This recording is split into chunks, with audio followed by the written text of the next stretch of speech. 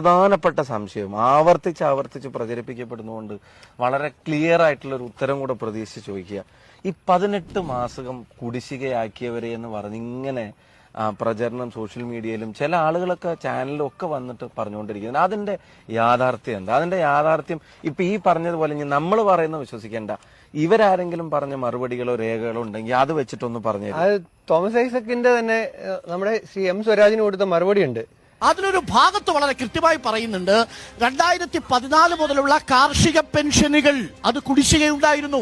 അത് കണക്ക് കൂട്ടി നോക്കിയാൽ 18 മാസം കുടിശ്ശികയുള്ള പെൻഷനുകളും ഇതിലുണ്ട്.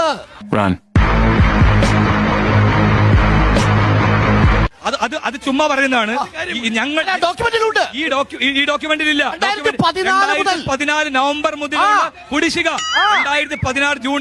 സാർ 2014 മുതലുള്ള കുടിശ്ശിക 2016 ആവുമ്പോൾ 18 മാസമാകും സാർ. അതല്ല, ഇത്രയും വലിയ ഗതികെട്ടവൻ ഈ ലോകത്ത് വേറെ ആരെങ്കിലും ഉണ്ടാവും എന്റെ കർത്താവേ.